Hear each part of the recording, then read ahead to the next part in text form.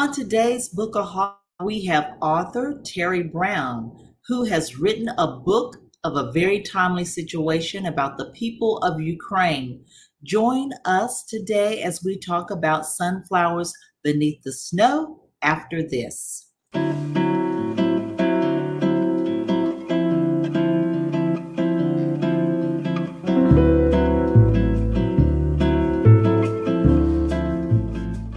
Hi, Teri. Welcome to Bookaholic. Thank you so much for having me. Oh gosh, I am so glad you're here. I just cannot believe the coincidence of me finding you and your story about Ukraine, which is such a timely, unfortunately, a timely message. But we're going to really get into your Ukraine story in just a bit. First All of all, right. I want to talk to you about being an author. And is this the book is called Sunflowers Beneath the Snow, correct? That's correct. And so is this your first book? It is my first one that I've had published. So if The you're first if you're a so if you're a writer, you understand that the first thing that you wrote and the first thing you have published are very unlikely to be the same thing. Right. I think a lot of people will be able to relate to that. Well, now, so when did you start this process of writing this story that takes place in Ukraine and with Ukrainian subjects? So the idea came to me in 2016. I wrote Okay. it I wrote it in 2018, or the bulk Okay. of it. I did the editing of it in 2020, and I got it to a publisher in early 2021. Wow. Long process. But of course, this was your first dive in. Now, Right. in 2016, when you got this idea about writing a story about Ukraine, what was going in the world at that time? What triggered you to write about the Ukraine when you just could have wrote about the South? Both of us are in the South. You could have written about the South, which where we are at, which would be a more natural geographical Right. flow. Why did this come to you? So my daughters were camp counselors, and every Okay. year at camp, there were international students that would come. And they would spend the Okay. summer. And one of the international students was Ukrainian, and she became Okay. friends with my daughters. And she came in 2013, and then she came back in 2014. But when she came back in 2014, she could not go home because in August of 2014, Russia invaded Ukraine. And Russia invaded Ukraine right where her family lived. And so she was Oh, unable to go home at that time. So in 2016, she came to visit us. She was still here. In fact, she still is here. She's never seen her family again. And she came to oh see my us. Yeah, it's terrible. When she came to see us in goodness. 2016 to visit my daughter for her birthday, and she told me this incredible story of something that happened to her in New York City. And it's just a Okay. tiny little sliver of her life, but I could not believe this story. And so I thought we must be having a communication error of some kind. Like there's just no way Right. that what I'm hearing is true.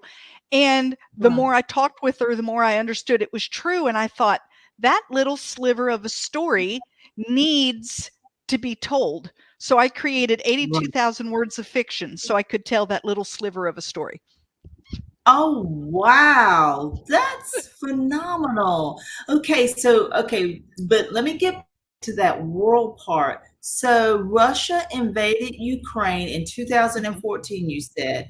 And mhm. for whatever reason, and I watch the news, of course, I keep up, I don't even remember that.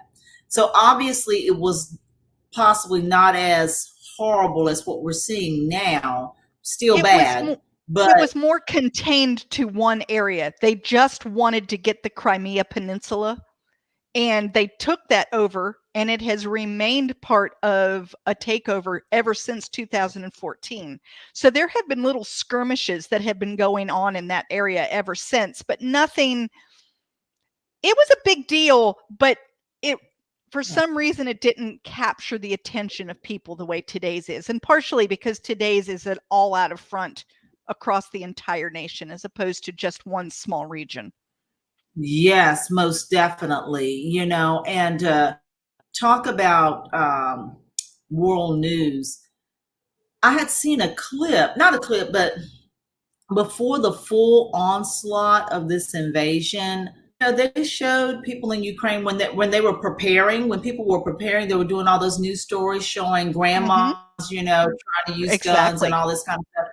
They showed some snippets of Ukraine life, and they were just people like us, and they were at the they had, and I don't know what people think sometimes of Eastern European countries, if they still think, the way movies have portrayed Eastern Europe, but it was totally modern.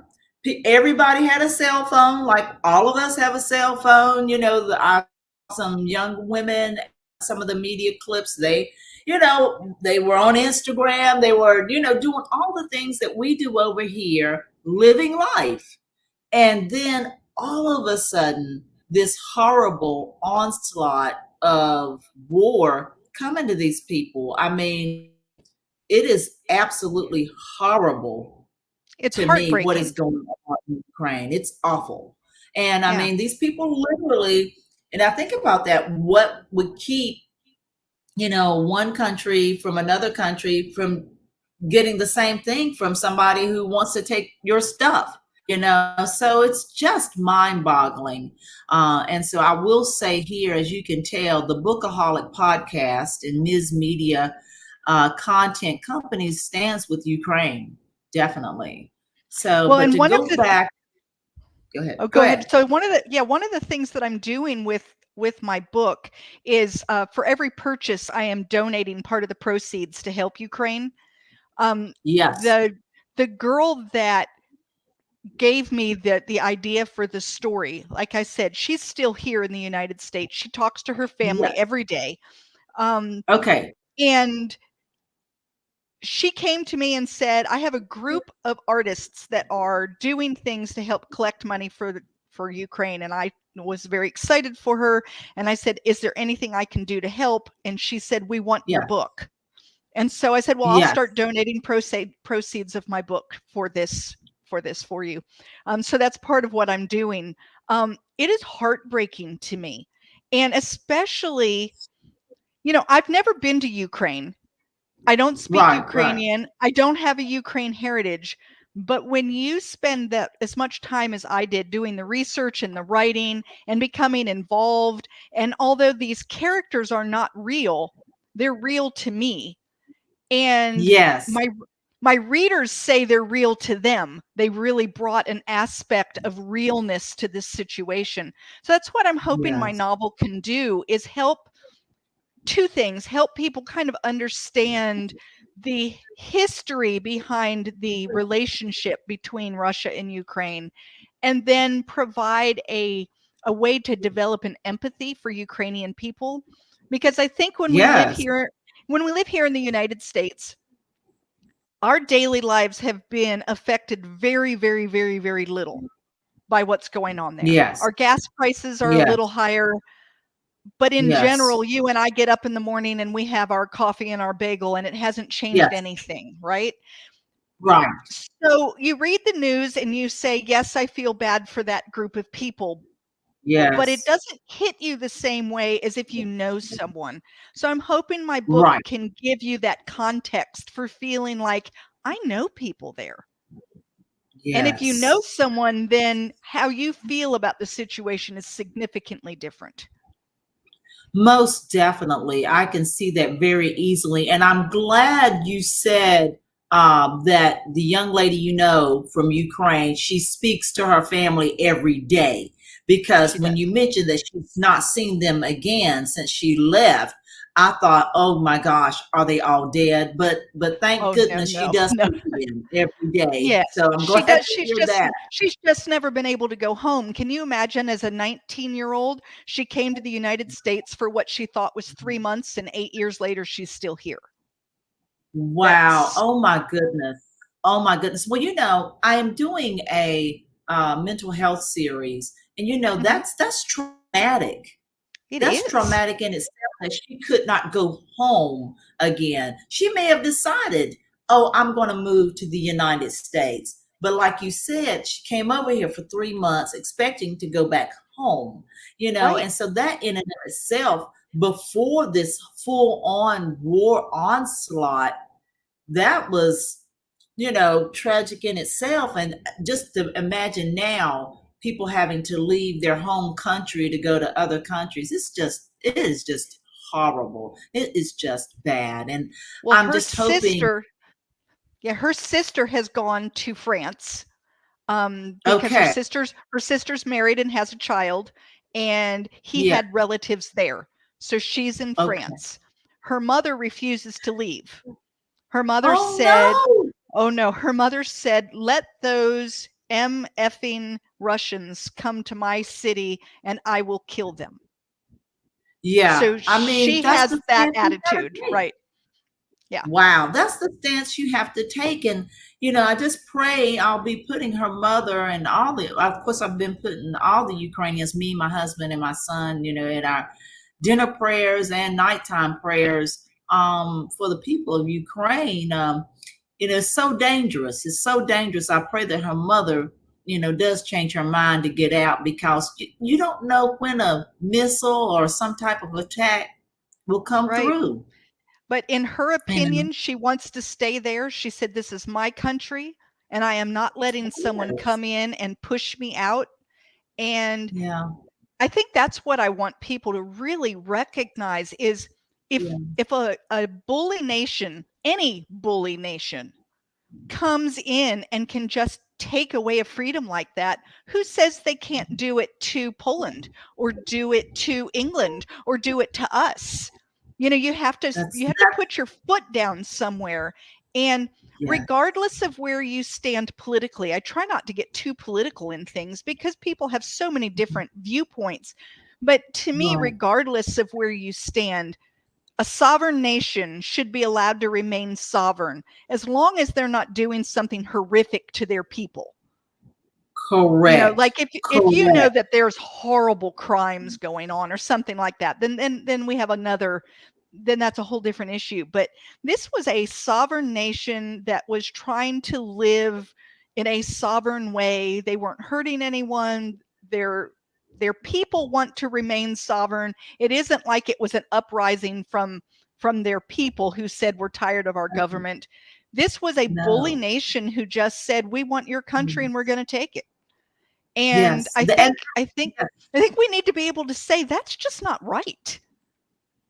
Well, you are 100% correct. And that is what I was saying a little earlier when I saw those initial news reports of Ukraine. As the people were preparing, they were living like you and I are living. Exactly. Who's to say that somebody that, deranged leader of another country wants to come and get your stuff from your country? And I do appreciate the thoughts of the Ukrainian mother, of the young lady that she's right. She's right. You got to dig in your heels. And I think that type of attitude has kept the Ukrainian people so far, along with the leadership of their president. I mean, they have dug their heels in. That is their land. That is their country. That is their nation.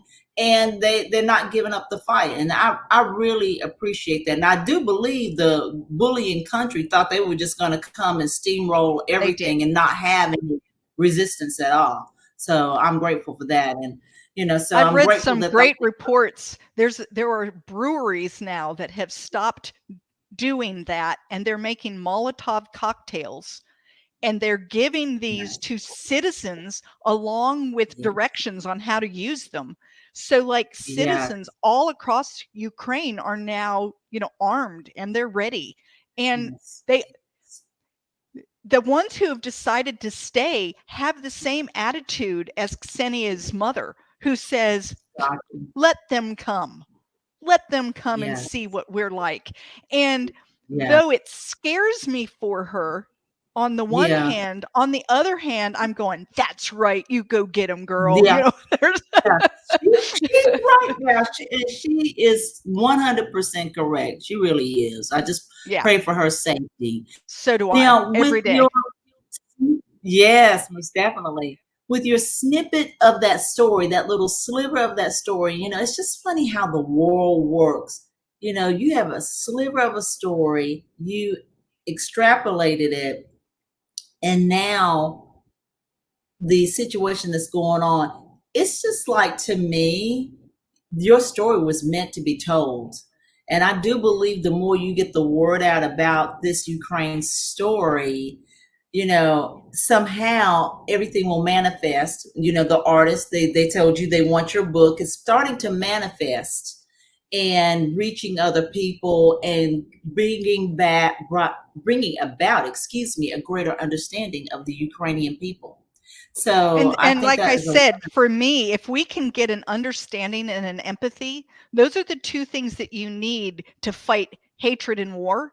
You can't fight yes, hatred and war with anything other than love, empathy, understanding. I mean, that's what it takes. And I recognize yes, that my book is just it's fiction. It's not yes, real. It's fiction. But right, even a right, fiction novel, to me, that's what literature does. It allows us to get yes, inside the heads and the shoes of people that we can't otherwise. What's the likelihood that exactly, you're ever going to go to Ukraine and understand Ukrainian people from their perspective? right, You can't. We right. can't do that for everyone, but that's what literature can do. So that is my Most hope for the people, book, is that we can kind of feel something for these people and have this, I don't know, this greater empathy. And when you have a greater empathy, then you tend to want to do something with it. And even if it's yes, raising money, or you see that you can yes, offer a donation, or you can, yes, write to your senator and say, we need to offer a home to more refugees, or whatever it is that you feel compelled to right, do. right. That's what my hope is with the book. Yes, I agree. I couldn't agree more with what your thoughts of how that can manifest itself. And certainly before, I don't want to forget, we will have links. First of all, we'll have your social media links Thanks. down below in the podcast show notes and under the YouTube video, as well as links to purchase the book. And as well as, I would like to have, and possibly from you, a verified charity Okay. who's taking donations for Ukraine.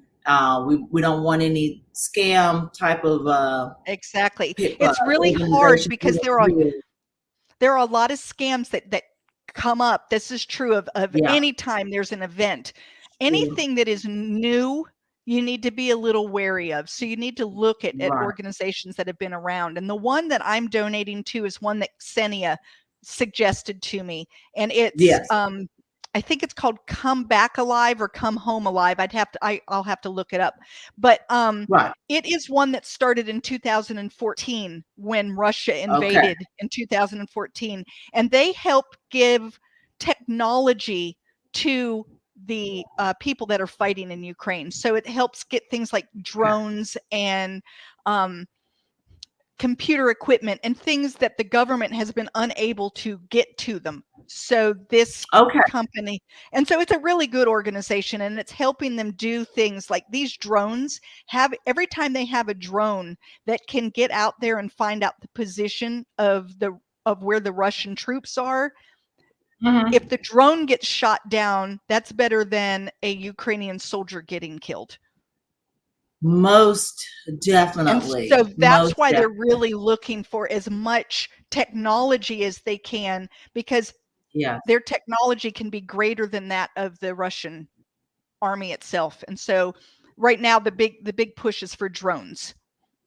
Wow. Wow. That's huge, because that also gives you the pinpoint place of where there's danger. So you automatically Exactly. know, okay, well, if this drone gets shot down, well, that's where we can calculate the latitude and longitude of where the enemy lies. So yes, that's Right. very important. So yes, we'll have correct link to that organization Yes. down below. All right, so let's get into your story. So we've got a Ukrainian rebel on our hands, and her name We do. is. So the rebel is actually a man, and his name is Oh, Alexandro. And okay. Alexandro, so he is married, and this is in 1973, in the early 70s, and Okay. so he decides he does not like the fact that Russia or the Soviet Union is in control of Ukraine. Right. The problem is he's just one cog. He's not a big deal. We're not talking like spy novels like, Tom Clancy kind of thing. He's just Right. passing along information, but he gets Right. compromised. And when he gets Uh, compromised, he's essentially given two choices. You leave right now, or we have to kill you, because if you fall into the hands of Ukraine, of the not Ukrainian government, but the Soviet Union government, then this whole right. operation is compromised. So he leaves, but he leaves behind his wife and his daughter. And Uh, that's kind of where the story starts. And so we see uh, his wife, who becomes the grandmother in this story, and then she has the daughter, and we see her, and then we see the granddaughter, and the granddaughter is the okay. one that eventually comes to the United States. So we follow Okay. them all the way through from Soviet rule right up until the point that the Soviet Union invades Ukraine again. And we just look at the lives of these three women and how it was affected by this one rebel, and how their lives completely changed. It's interesting, the three women see Ukraine very differently. We have the Okay. grandmother, who is she believes in the Soviet party. She does Oh, what she's a comrade, and she wants very much to do what is necessary to be the best party person she can be. And her daughter okay. is kind of like, no, I want to see Ukraine back to the way it should be. And then we get all the way to Yes. the granddaughter, who, she doesn't remember anything, because she was born right as the Soviet Union was falling apart. And she doesn't Right. remember the early years that were tough. She's now one of the ones who lived where there were malls and they had cell phones and that kind of thing, right? And she looks at Yeah. this whole thing like, why are you so upset? Like, what is the big deal? Okay. And so we see the three generations. Well, if you look at it, think about how in the United States, people who were around for 9/11 versus the kids Right. now who are like, well, what was it? Oh, yeah. Do you That's see a what I that's mean? a point. Right. Yeah, And that's a so point. everybody sees history differently depending on where they were and how they were impacted. And so I go with these three women, and we really talk about like the family connections and how difficult is it for these three generations of women to be living in the same house. They're living Yes. together, and Yes. yet they have such different ideas about life. And then Yes. at the very end comes in the little twist that I have based on my friend's story. So, Oh, oh but I my can't tell you goodness. what the end Oh, is, because that would just ruin no, everything. that's no, we have to, we will not have any spoiler alerts No on here. spoilers. You have to buy the book. You have to buy the book in order to find out what happens. But that is a very interesting thought of what you're bringing up, because that certainly can be applied to real life. Three different generations have three very different viewpoints of how to They do. view history, how to view life overall. And a lot of times that's where we get into some of our family skirmishes. No, it is, because Because you look, people have different viewpoints based on the experiences that they've had. that's And true. so if That's true. you lived as someone in the Soviet Union and that's all that you've ever known, Yeah. versus Yeah. some young girl who hasn't experienced any of that, what they see, it can't be the same. They cannot No. possibly have the same, even if they had the same conclusion. What they Yeah. feel about it can't be the same. We all have different experiences. You and I, we both live in the South and North Carolina, but even our Yes. experiences aren't going to be the same. And so how we That's right. view things. And so it's trying to be open a little more to other people's experiences. And it doesn't make someone right or wrong. It just makes how they see Right. it based on what's in them. Right. You know, Right. for instance, I had a 14-year emotionally abusive relationship. So how I Yes. view things is tainted by that thing. And so I might hear Yeah. something someone says, and my response to it is different than yours would be, because you didn't have that same experience, or I hope you haven't had that same Right. experience. But so I like to really get into my characters that way and talk about, you know, how we see things and the why behind it, because life is different for each person. Yes, And it if we is. can kind of get to a person's why, you might not be able to fully understand it, but you maybe can appreciate it a little more. Right. Exactly. Exactly. And a little bit of philosophy here, that all leads to a greater understanding. If we could just all have some type of roundtable discussion about, taking various subjects and then talk about those things, and for people to really see, what I'm doing is not just a catchphrase. It's not just this. It's not just that. This is why I feel this way. This is why I'm doing it this way. We just need a greater understanding. I don't know how we can achieve that, but If we could certainly find a we way do to need do that. that, yeah, if we could do that without a blame, a lot of times Yes, those kind of yes, discussions start into that finger pointing and that blaming, like, I feel this way because of you or this or that. And yes. instead, if we could just hear it and Right, not right, feel like anyone's blaming, but just right, say, so my personal experience has been, and right. therefore, when I see certain things, and someone else could say, Yeah, well, that's interesting because my personal experience has been, because I think then we might be able to come together. What happens is, if I see things from my lens, then right, I kind of dig my heels in. This is my lens. You right, can't take this from me, right? right, Then I'm more likely not to want to listen to your lens if it isn't like mine, if I feel in right, any way like you're trying to take my lens away. right, And so we right, need right, to be right, able to somehow have that conversation where we all understand we're going to come at this thing from different viewpoints, and all we're doing is talking. We're not trying to right, change anyone's mind. We're not trying to say that what you felt is wrong or that what you experienced right, didn't happen or any of those things. right, We're just trying to see, what is your viewpoint? right, How right, did you right, arrive at that?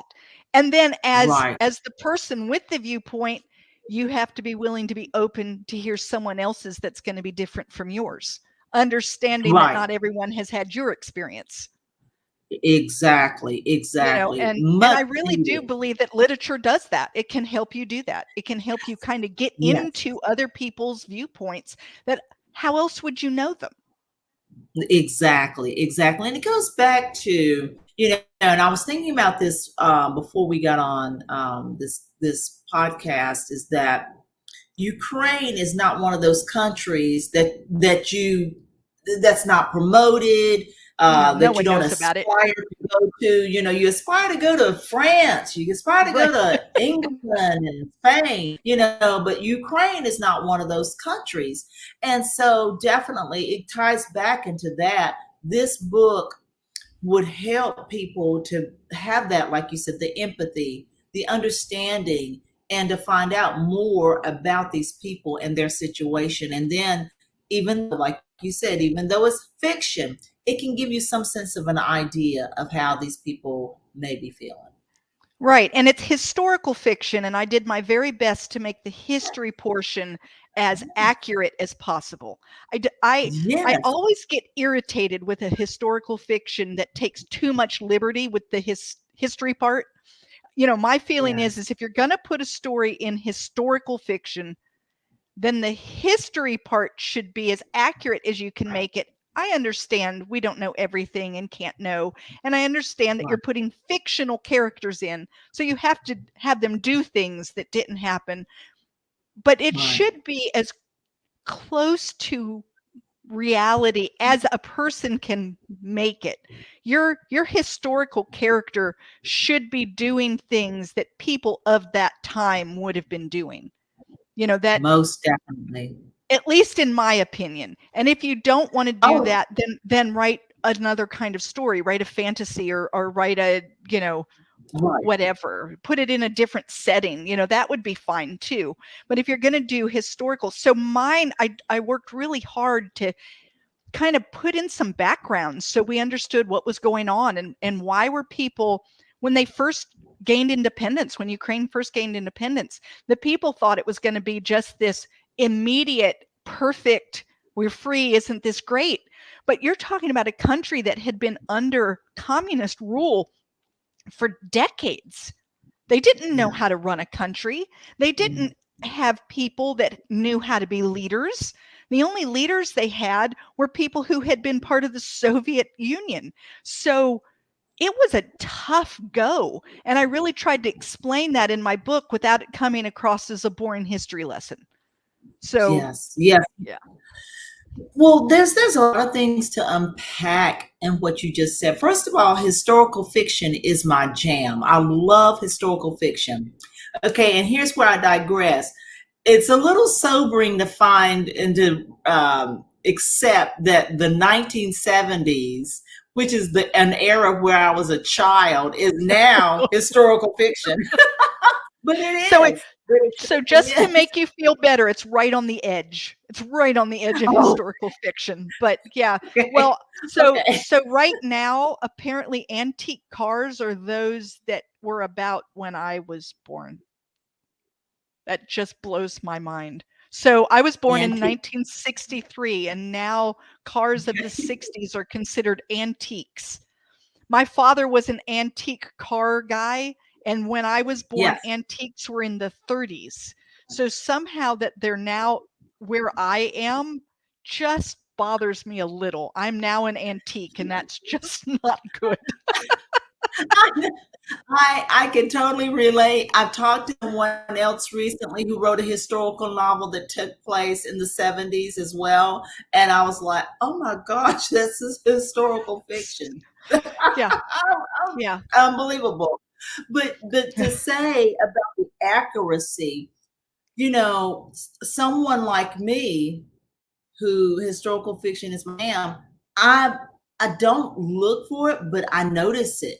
You know, if it's something that's a bit off and I remember it, even though I wasn't in Ukraine or anything like that, but if I remember it, if it's American based historical fiction and I was there, you know, or in that era, or knew people that was in that era, you know, and if it's not right, I point it out. And then that makes you less likely, you know, I'm not going to recommend any more books from this author. That's how I would be, you know. So yeah, the accuracy of that is incredible. And like I spoke to the other person, another first time writer who decided to write a story out of Ecuador. I was like, how in the world, what did you do to find out more about this? Now, at least you did have somewhat of a link with the young lady that you know, but you know, you had to build that story from like the topography and geography of the Ukraine, how a village or a town is set up, and all of those kind of things that you had to think about, the traditions, the clothing, all of those things, the food that they were cooking at the time. So, you know, that's a lot. So what was your methodology of finding more out about the historical parts of the Ukraine? So the first thing that I do is what I call like the big overview, and it's kind of more of like encyclopedia like, you know, just getting a general feel for what is Ukraine, what are they known for, you know, how long have they been a nation, when did they first start having problems with Russia? I mean, those very basic ideas. So I read a lot of just generalized, like I said, like Wikipedia type articles where you're just getting, a very general overview. And then I created a timeline of Ukraine history during the period of my book, just so that when I had a character in a particular year, I knew like who was in power. Was there anything really political happening at that time? Those kinds of things. And then as I began writing my story, and I'd think, okay, I need to be in a village. And I got out a map and I would sit and look at the map and say, okay, so I want them to end up here at this city because this city has a university and I'm going to need them to be near a university. So what's a village that's close to this big town that would be possible for this kind of excursion? Because you don't want them to have to come 800 miles. That's not going to make any sense. And so, I did that. And then you say, okay, so here are several little towns. Well, this one here probably would make sense. And then you do a little research on that and you try to find out, well, what's life like? A lot of times when you're describing like life in a village and you've picked the name of a village, you're not going to find a lot on that village, but you can find about village life. And most of the time, village life in a particular era is going to be relatively similar from town to town.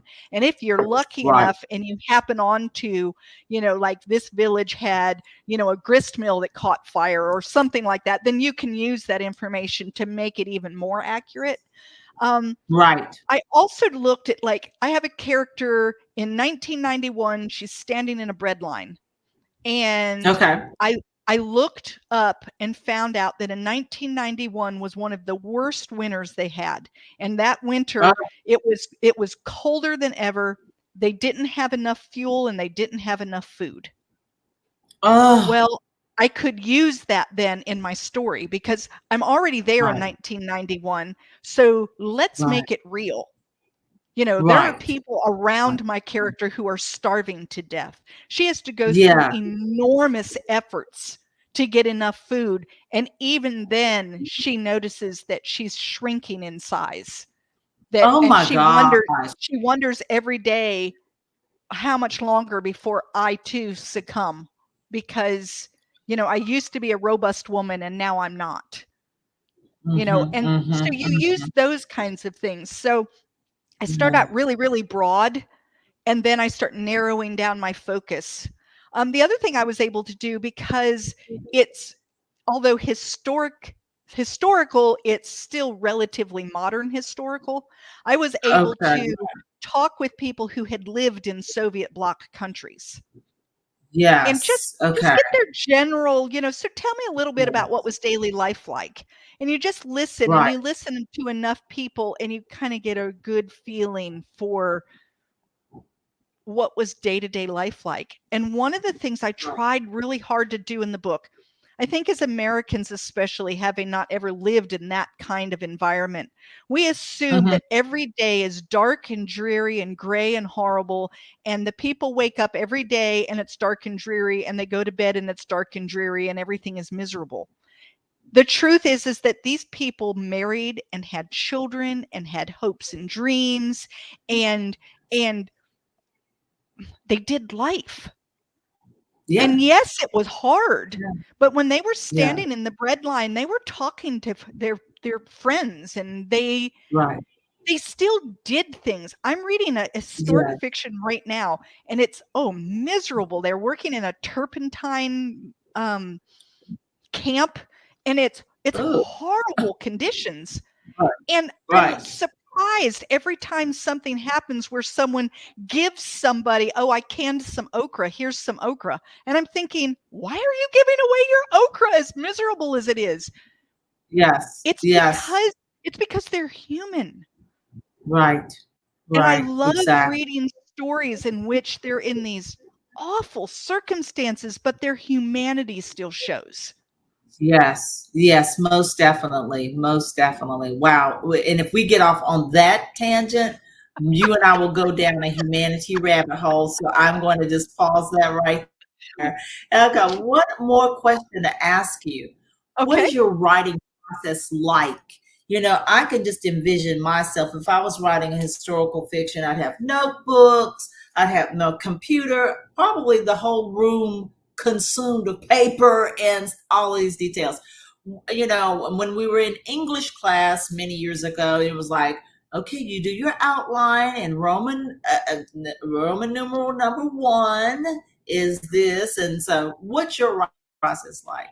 So I would love to tell you that I'm that organized. I've even tried to be that organized, but my characters absolutely refuse to follow an outline. I've tried. I write an outline, and my characters are like, "No, we're not doing that." And it's like, no, see, it's on the outline, and the character's like, "Yeah, but I'm not doing that. So when you get rid of the outline, let me know, and then we'll talk to you some more."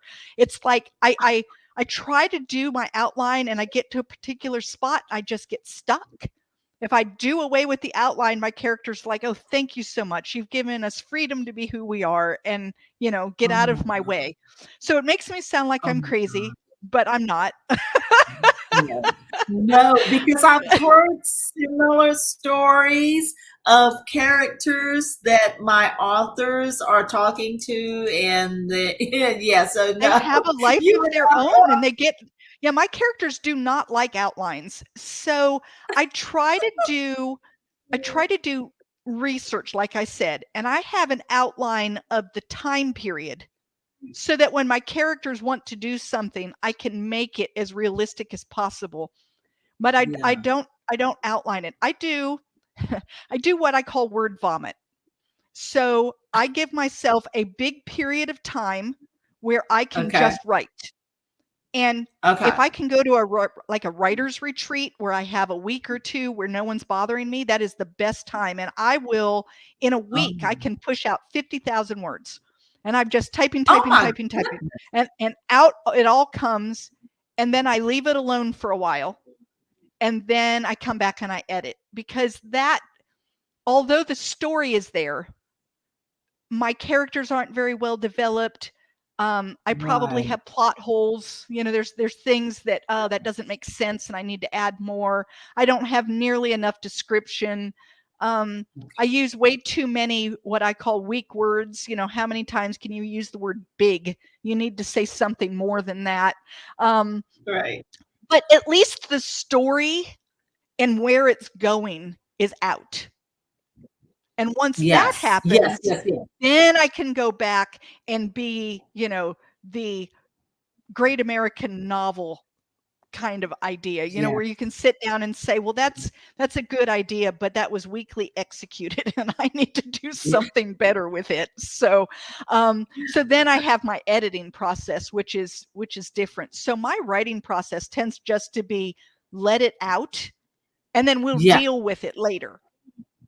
yes, And yes, yes, I yes, have I have one friend who wordsmiths as she writes.